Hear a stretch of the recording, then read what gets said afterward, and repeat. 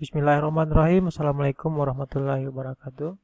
Kembali lagi bersama saya Rudi Masnyadi SME dalam mata kuliah Ekonomi Mikro 1. Pada pertemuan kali ini kita akan mengupas materi. Ini adalah materi terakhir sebenarnya untuk kuliah Ekonomi Mikro 1 yang mengangkat judul mekanisme pasar dan kebijakan pemerintah. Nah, kita akan bagi dua ya. Jadi pada sesi ini kita akan mengupas dari sisi mekanisme pasarnya, dan pada pertemuan berikutnya kita akan mengupas dari sisi kebijakan pemerintah. Nah, berbicara tentang mekanisme pasar, ini sebenarnya pada pertemuan-pertemuan awal perkuliahan mata kuliah Mikro 1 ini sebenarnya telah menerangkan secara implisit ya berkaitan dengan aspek-aspek dari ekonomi mekanisme pasar atau yang disebut juga dengan ekonomi pasar bebas. Nah, waktu itu kita belajar berkaitan dengan konsep permintaan, kemudian kita belajar dengan konsep penawaran, kemudian bagaimana interaksi antara permintaan dan penawaran yang kemudian tercipta harga, ya, terjadi kesepakatan harga antara produsen dan konsumen, seberapa banyak barang yang diminta oleh konsumen dan seberapa banyak produsen mau menjual barangnya, yang kita sebut kemudian dengan titik equilibrium dan lain sebagainya. Nah, sebenarnya di situ kita sudah memahami berkaitan dengan mekanisme pasar ini. Nah, jadi kita akan masuk pertama ke dalam ciri dari pasar bebas itu sendiri atau mekanisme pasar itu sendiri. Nah, jadi berbicara tentang pasar bebas ya, sebenarnya ini diungkapkan oleh Adam Smith ya. Beliau sebagai bapak ekonomi modern ya, yang kita kenal dengan invisible hand-nya atau tangan-tangan ajaib ya dalam mengatur perekonomian. Jadi Adam Smith mengungkapkan bahwa ada tangan-tangan ajaib yang mengatur roda perekonomian, yaitu interaksi antara permintaan dan penawaran. Nah, kenapa disebut tangan-tangan ajaib? Karena cukup dengan bertemunya antara permintaan dan penawaran atau demand dan supply, maka otomatis ya terjadi akumulasi dari barang dan jasa, terjadilah produksi, kemudian terjadilah apa yang kita sebut dengan barang dan jasa, yang kemudian barang dan jasa itu laku, itulah yang kita sebut dengan pendapatan nasional, itulah yang kita sebut dengan pertumbuhan ekonomi. Nah, kemudian dengan bertemunya antara supply and demand juga bermakna bahwa ketika terjadi barang dan jasa, tercipta barang dan jasa, di situ juga ada penyerapan tenaga kerja, ya, sehingga di situ ada pengurangan pengangguran, ya, ada pengurangan kemiskinan. Nah, itu yang disebut oleh Adam Smith sebagai tangan-tangan ajaib. Jadi kita cukup fokus kepada supply and demand saja, ya, pertemuan antara permintaan dan penawaran saja yang kemudian terjadi kesepakatan harga, itu akan menyelesaikan masalah-masalah ekonomi lainnya. Nah, di dalam sistem pasar bebas ini ya, kegiatan perekonomian jadi sepenuhnya diatur oleh mekanisme pasar. Ya, mekanisme pasar itu yaitu pertemuan antara permintaan dan penawaran ya. Jadi mereka berinteraksi ya, dan apalagi zaman sekarang tidak perlu bertemu, cukup terjadi interaksi saja, dan itu bisa terjadi kesepakatan harga dan bisa terjadi transaksi. Nah, ini ciri-ciri utama dari sistem pasar bebas. Nah, kita bisa melihat dari sisi positifnya atau kebaikan dari perekonomian pasar bebas ini, sebenarnya dia punya nilai positif ya yang bisa kita lihat. Yang pertama, di dalam pasar bebas itu faktor-faktor produksi digunakan secara efisien. Nah, ini sudah jelas ya, karena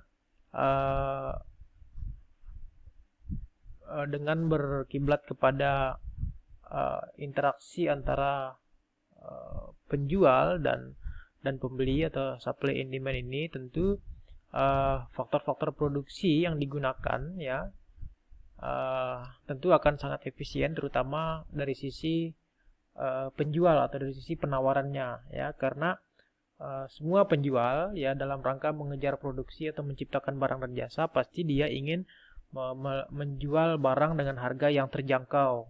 Nah, harga yang terjangkau otomatis caranya adalah supaya dia terjangkau, maka penggunaan faktor-faktor produksi itu digunakan seefisien mungkin supaya kecil biaya produksi yang dikeluarkan. Kalau kecil biaya produksi yang dikeluarkan, maka otomatis dia nanti bisa menjual barangnya dengan harga murah. Ketika barangnya murah, ya otomatis dia bisa akan menguasai pasar.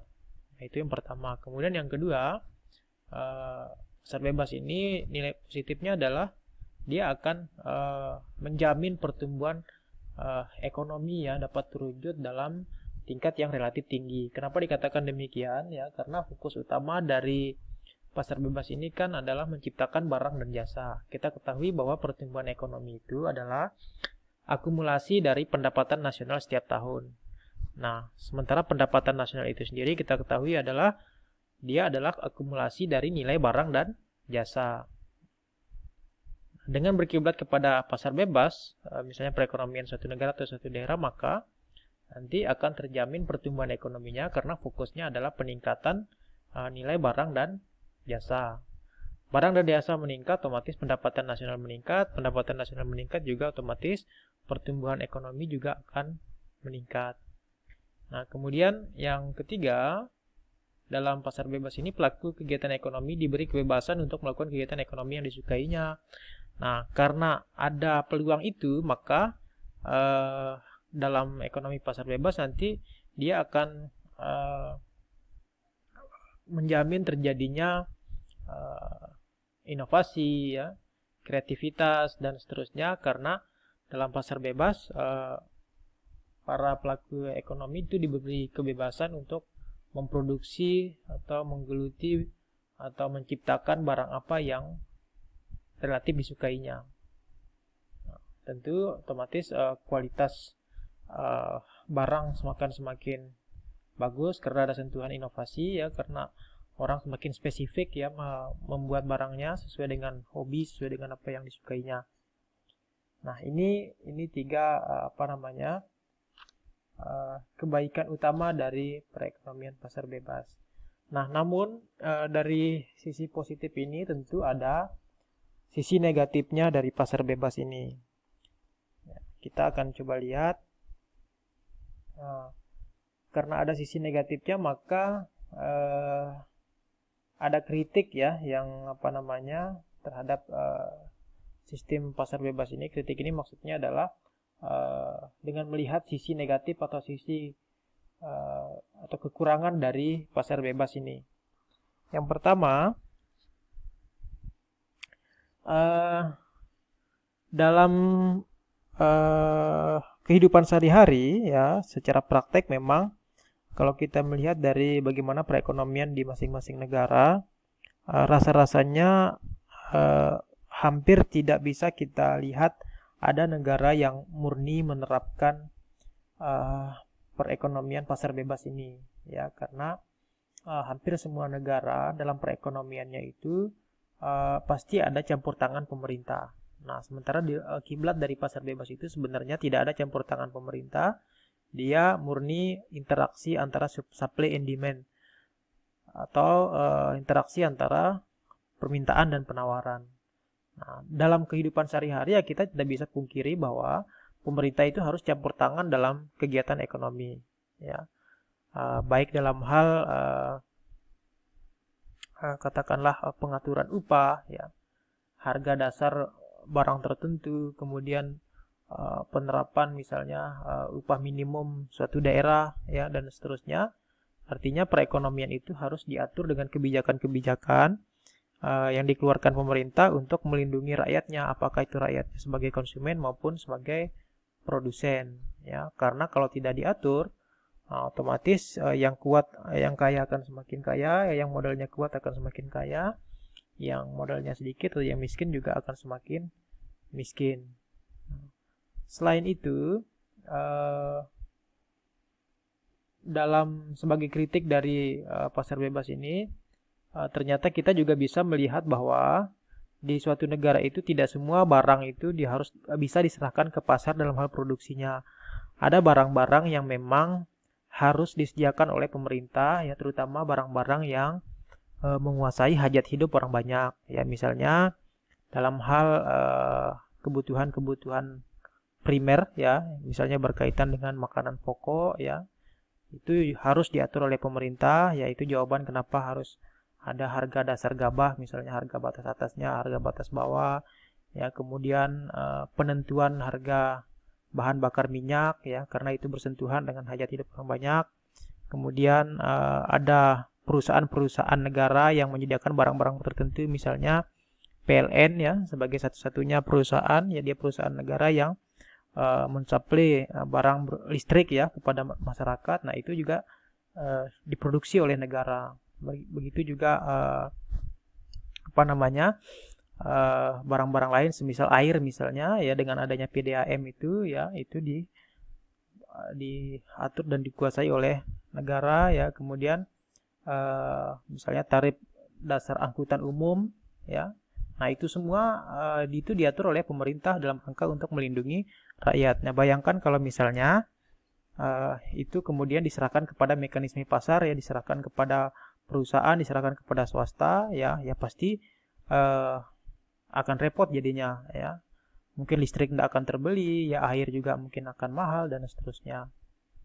Nah, jadi inilah kritik atau kekurangan terhadap sistem pasar bebas. Jadi sebenarnya pasar bebas ini, ya, tidak benar-benar ada ditemukan di setiap negara dalam situasi kondisi sekarang ini, ya. Mungkin zaman-zamannya Adam Smith dulu mungkin masih ada, ya, tapi untuk zaman sekarang, ya, rata-rata hampir sulit kita temukan negara yang menerapkan sistem pasar bebas. Baik, untuk pertemuan kali ini, ya, saya rasa cukup, ya. Nanti kita akan kupas dari sisi kebijakan pemerintahnya pada pertemuan yang akan datang. Demikian. Wabillahi taufiq wal hidayah. Assalamualaikum warahmatullahi wabarakatuh.